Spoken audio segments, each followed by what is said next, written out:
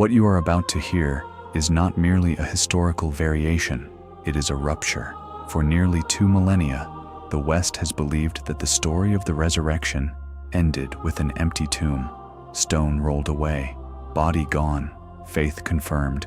But on the other side of the Red Sea, far from Roman councils and imperial decrees, another narrative was preserved. In Ethiopia, we are not talking about modern speculation. We are talking about a biblical tradition with 81 books, different from the Western version with 66.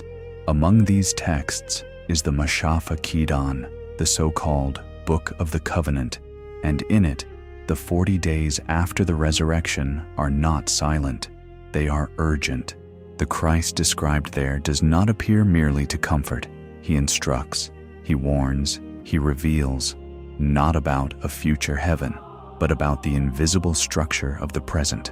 According to this manuscript, 2 realities coexist: the visible, sustained by power, fear, and gold, and the invisible, an inner kingdom, accessible only when the ego falls silent. And here is where the discomfort begins. It speaks of a force called the Builder of Shadows, not a caricatured demon, but the intelligence behind systems that hijack the sacred. This force does not destroy faith, it institutionalizes it. It wears crosses, raises temples, builds empires in the very name of Christ. And then comes the phrase that echoes like thunder in the silence of history: do not build temples of stone, build the temple of the heart. Read superficially, it sounds like spiritual poetry, but in the context of the Ethiopian manuscript, it is a structural rupture. It is a break from religious dependency. It is the definitive transfer of spiritual authority into the individual. And that changes everything, because if the temple is internal, the priest is too. If the altar is consciousness, no one can monopolize it. The text goes further. It describes 2 winds that dwell within every human being: the wind of life and the wind of error. Error is not treated as simple moral sin. It is described as a subtle parasite. It enters through the eyes, through greed, through the mouth, through lies, through desires, through avarice. Once installed, it hardens the heart, turns the living into automatic beings, creates what the text calls walking tombs, bodies functioning, spirit absent. This is the true apocalypse, not the end of the world, but the forgetting of who we are. And here is the most sensitive point. The antidote is not ritual, not donation, not public confession. It is gnosis, living knowledge, conscious observation of one's own thoughts, silence between one breath and the next. The manuscript states that the kingdom is not in heaven, but in the space between thoughts. If this is true, then access to the divine has always been available. And perhaps that is precisely what made this teaching too dangerous, because a human being who discovers that the portal is internal does not need intermediaries. But the Ethiopian narrative does not end with spiritual psychology. It descends into something even more unsettling: the Ark of the Covenant. While the Western world treats the Ark as a lost legend, in Ethiopia it is treated as an ongoing presence. According to local tradition, it is in Aksum, guarded by a single, lifelong sentinel. It never leaves. It is never displayed. It is never touched. Ancient descriptions of the Ark speak of lethal energy, walls collapsing, people dying when approaching improperly. Mythic language? Perhaps, or perhaps misunderstood technology. Modern reports claim that guardians develop physical problems consistent with intense energetic exposure. Coincidence? Cultural suggestion? Or the remnant of something we still do not understand? Now connect this to the Book of the Covenant. The text suggests that certain artifacts were not symbols. They were instruments.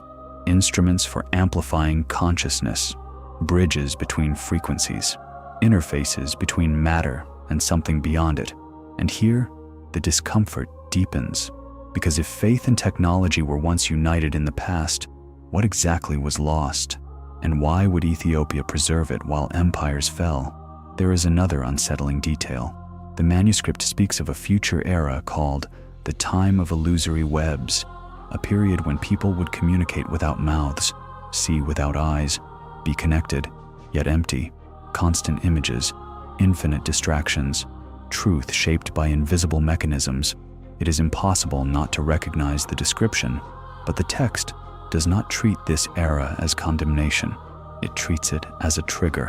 When illusion reaches its peak, the veil will begin to tear, and forgotten knowledge will return, not through emperors, not through councils, but through restless individuals, ordinary people who sense that something in the official narrative has always felt incomplete.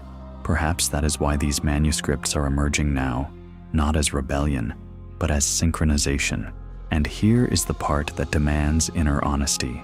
If part of the story was simplified, it was not only because of external control, it was also due to internal convenience. It is more comfortable to outsource the sacred than to take responsibility for one's own awakening. The Christ described in these texts does not seek followers. He seeks the awakened. He does not ask for worship. He asks for presence. He does not promise future salvation. He points to immediate lucidity.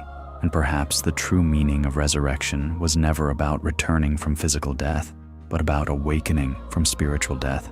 If that is true, the question ceases to be historical. It becomes personal, because it does not matter whether the ark is technology or symbol. It does not matter whether the manuscripts were censored or simply forgotten. What matters is the implicit call. Will you continue seeking external temples, or will you cross the threshold of inner silence? Apocalypse, at its root, means revelation, unveiling, removing the mask. And when all masks fall, institutional, cultural, mental, what remains? If you felt something different while hearing this, it is not a coincidence. Perhaps it is not about believing this version.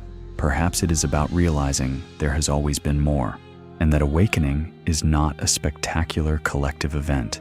It is a silent movement, individual, internal, and irreversible. Now the final question is not whether the world is ready, it is whether you are.